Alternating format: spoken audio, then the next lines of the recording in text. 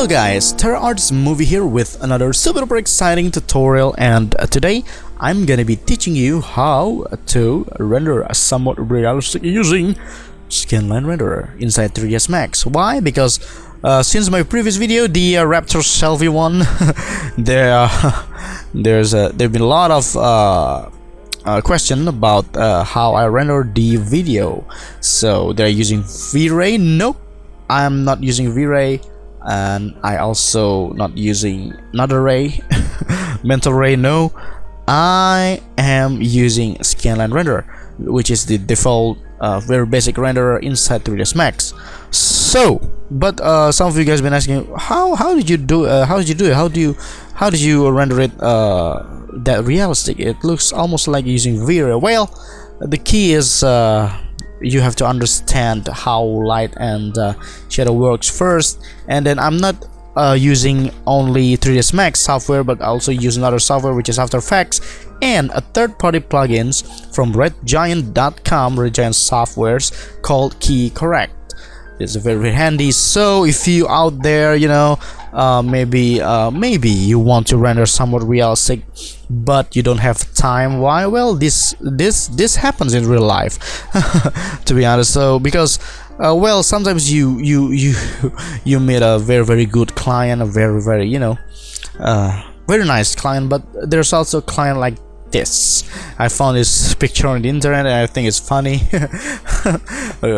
Look at the client briefs here. Ooh, life of P. The client budget. Ooh, life of pussy. So yeah, it's basically but it's true, it happens in real life. Well, this kind of client basically they just don't understand anything. I mean, they just, you know, they just told you to do this and to do that, and with a small budget, because well, basically they just don't understand what's going on. So sometimes, and this is a true story, my story here.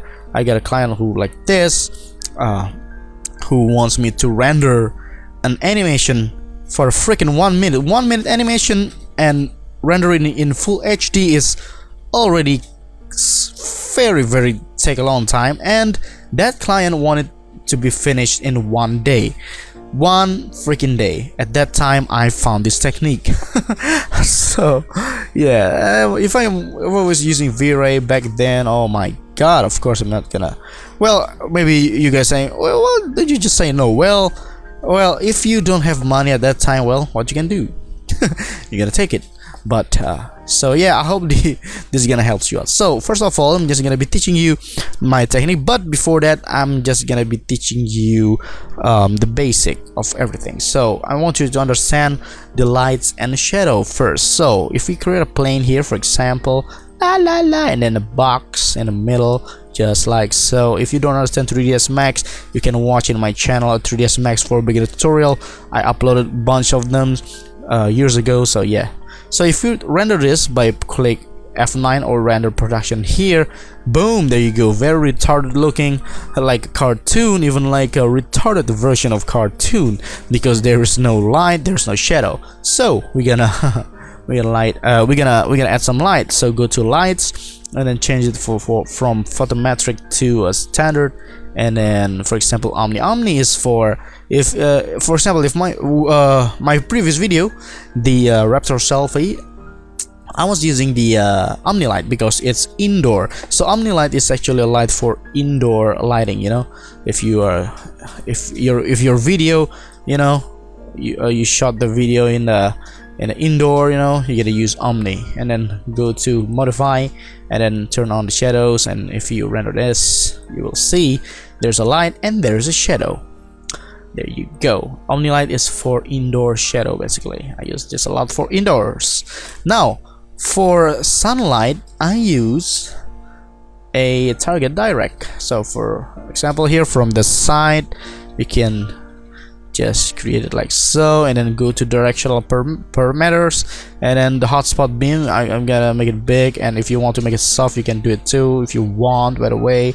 And then don't forget to turn on the shadow. And sometimes if in your scene the sunlight usually, you know, got a yellowish color, So yellowish color, if you want to change it to kind of yellowish color, you're gonna go to intensity and color, and then click in the white box here. Basically that's the color. You can change it to a warmer color like so, and I click OK. And then as you can see here, if you render this, boom, a sunlight. A fake sunlight. And yeah, there's the second light. So indoor light using Omni for me in my method, and then a sunlight using Target Direct, and then another light, the third light, is the soft light or ambient light. And what is ambient light? Ambient light is the light that coming from any type of lighting that reflects on every object surrounding the 3D environment, and then reflecting to your subject or object. Oh my god, was that even a word? I don't know. So it creates a very soft shadow. It's also, you can use it also if you shot your video, for example the background video, you shot it in a cloudy day. Basically if you see in a real life in a cloudy day, the shadow is kind of soft. Well, that is the ambient shadow. It's kind of like that. So to do that, to create an ambient shadow, I use skylight. So put it anywhere, and then cast shadow for me. If you want to make it smooth, maybe you're gonna put a higher number like me here, 20. But if your computer can't render that high, maybe 6 or even 4, maybe 6. And maybe we're gonna turn this opacity for this light just a little bit, so it's not so bright. And then if you render this, as you can see, oh my god, wrong, this one. So you can see here there's a soft shadow, and because it's in low quality, it's kinda jittery. And maybe I'm just gonna make it, just for example here, by the way, just gonna make it 20 maybe, so it's gonna be smooth because it's just gonna be showing you.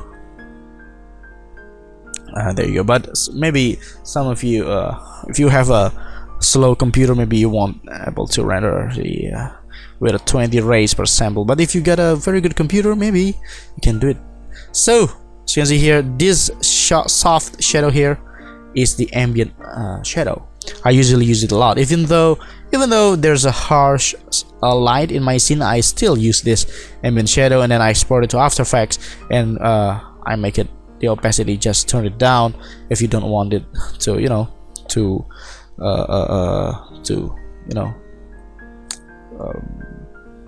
what's it called in English. My English sucks, by the way.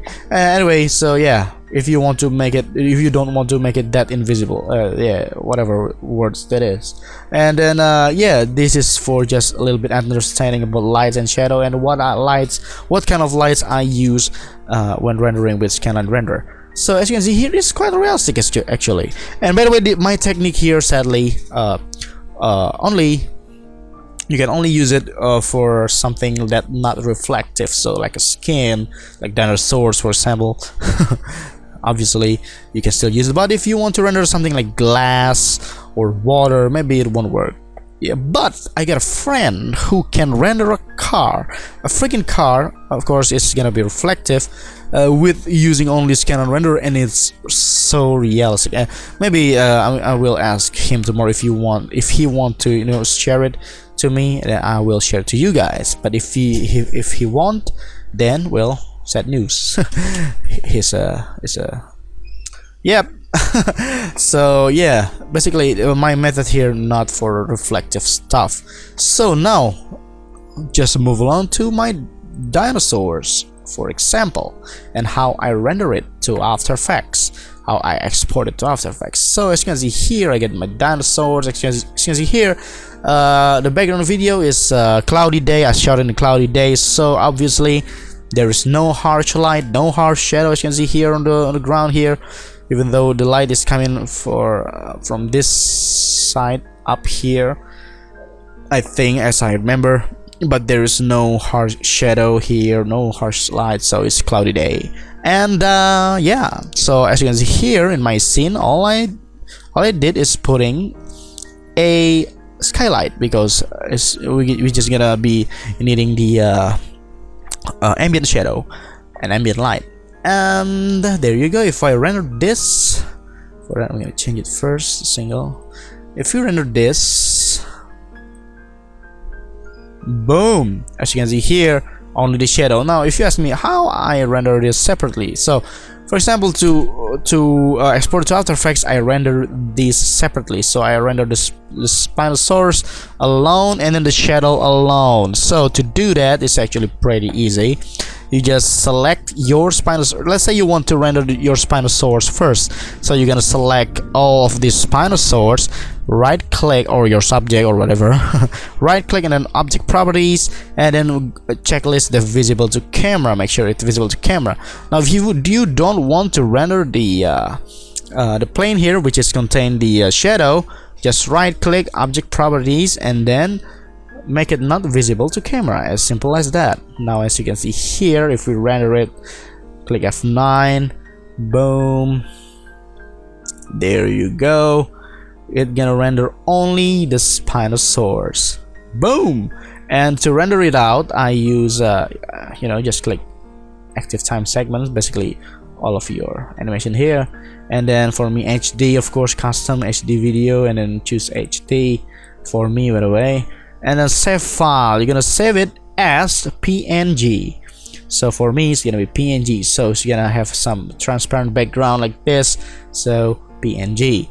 And then yeah, make sure it's PNG, then click save, yes, and then all you're gonna do is click render and you're done. Very simple. And then you can name it a Spinosaurus, by the way, name it Spinosaurus, or for me, by the way, and then click render. And then next you want to render the shadow. All you're gonna do is do the opposite.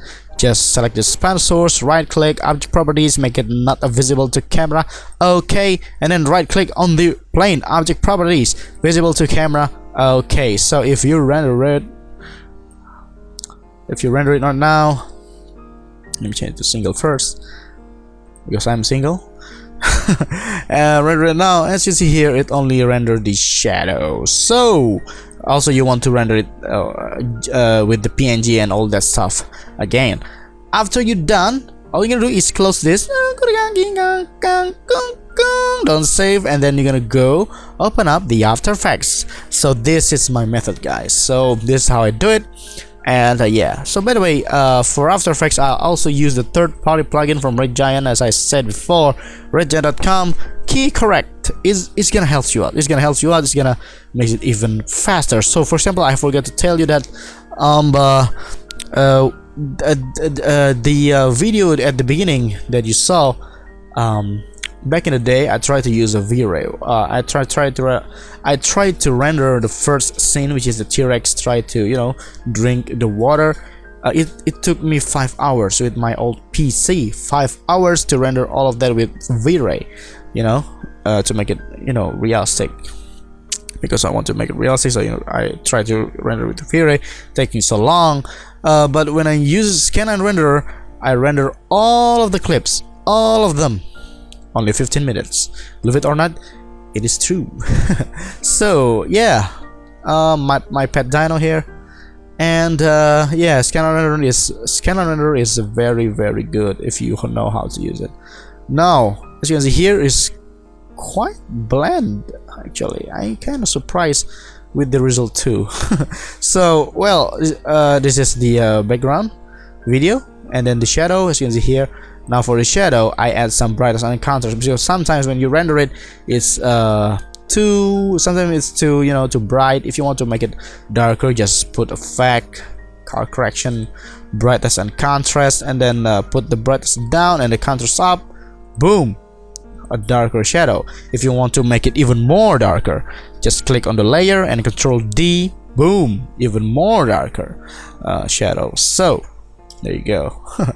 And here's the Spinosaurus, and this is after, by the way, after I as you can see here, added some stuff, and this is before, boom. Basically my technique is here.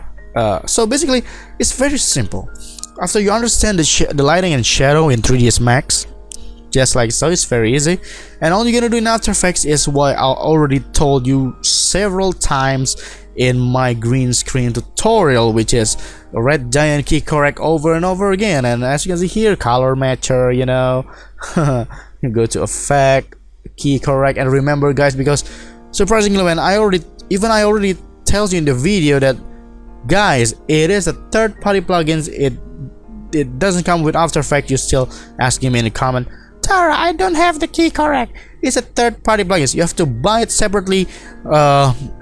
It didn't come with After Effects, you have to buy it separately and then install it. So key correct, remember that's from Red Giant Software. It's a third-party plugin, so it's not the After Effects plugin, it's a it's After Effects plugin, but it's third-party. So yeah, I just have to, you know, explain that. So key correct, and then color matcher. But for color matcher, basically just, you know, you match the color from your background color. But if you don't want to use color matcher, you can actually use a very simple, lots of color correcting tool here.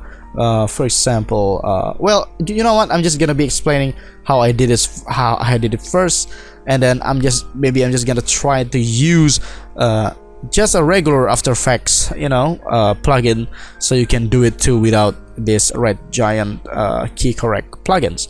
So for example, here I use color matcher from of course effects, key correct, color matcher. All you're gonna do is in color matcher, inside color matcher, target layer, which is your background layer here, change it to your background layer, and then all you're gonna do is play with the strength. For me it's 100%, it's okay for me. And then the next effect I add is the fast blur, because I shot it with my Canon 5D Mark II, which is, of course, it's a DSLR. It's not that sharp, and the result from T-REXVS is so sharp because it's basically, well, it's a 3D. So as you can see here, I just try to match the blur with my as you can see here, it's too sharp, so it's kind of blur it up a little bit so it matched with this scene even more. And then hue and saturation, basically I just make it desaturated a little bit, because as you can see here, it's kind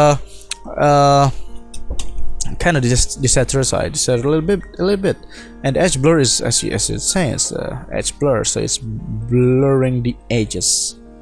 So it's before and after. So there, can you see it? Before, after. There you go. And then brightness and contrast, of course, to blend it even more. You just basically just play with it. Brightness for me, contrast, and then the light wrap. The light wrap is, as you can see here, can you see it? Light wrap is basically to blend the edges with the foreground, with the background a little bit more. So this is before, after. Well, if you already watched my green screen tutorial, you will understand it. So if you haven't, just watch my green screen tutorial. There's a bunch of green screen tutorial I already did, and yep, all of them using this key correct. And this is just another light wrap for the sky area, so it's make it more glowy in the sky area. And there you go. I guess so. That's it. That's how I did it. That's how I so basically what you learn, what the new things you learn from this tutorial is only the lights and shadow in 3ds Max, how I use it and how I render it to After Effects. And on this After Effects stuffs here is just basically what I already told you in my previous tutorial, the green screen tutorial. So it's actually pretty easy to do. And there you go, somewhat realistic, right? And very fast. Alright guys, so Tara Art's movie here. I hope you find this tutorial useful, and see you in the next cool videos and tutorials. Ciao.